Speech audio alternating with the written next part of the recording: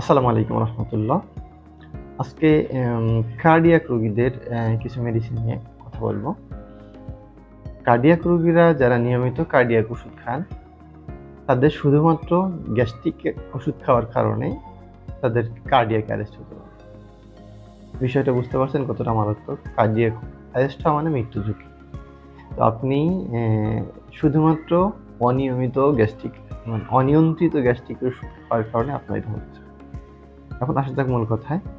Cardiac যে সকল রোগীরা বিশেষ করে অ্যাসপিরিন ও ক্লোপিডোগ্রেল জাতীয় ওষুধ নিয়ে থাকেন, তারা যদি দীর্ঘমেয়াদী গ্যাস্ট্রিকের ওষুধ খান বা এই ওষুধের সাথে গ্যাস্ট্রিকের ওষুধগুলো খান, তাহলে আপনার এই যে গ্যাস্ট্রিকের ওষুধগুলো আপনি খাচ্ছেন, এই গ্যাস্ট্রিকের ওষুধের কারণে আপনার এই অ্যাসপিরিন বা ক্লোপিডোগ্রেল বা এই জাতীয় অ্যান্টিকোগুলেন্ট যেগুলো আছে, এই ওষুধগুলোর কার্যকারিতা কমে যাচ্ছে, এর ইফিকেসিটা হ্রাস পাচ্ছে।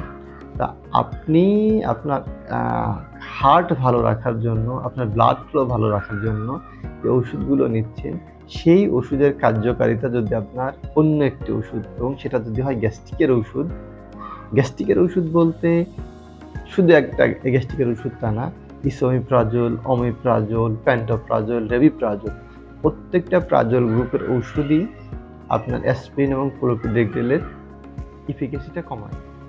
ইফিকেসি যদি কমতে থাকে, কী হবে? আপনার দিন শেষে আপনি যে উদ্দেশ্যে অ্যান্টিকোয়াগুলেন্টগুলো নিচ্ছেন, আপনার সেই উদ্দেশ্যটা পূরণ হচ্ছে না। মানে ওটা অটোমেটিক্যালি ওইটার কার্যকারিতা কমায় দিচ্ছে, মানে আপনার হার্টের অ্যারেস্ট হওয়ার ঝুঁকিটা বাড়ায় দিচ্ছে।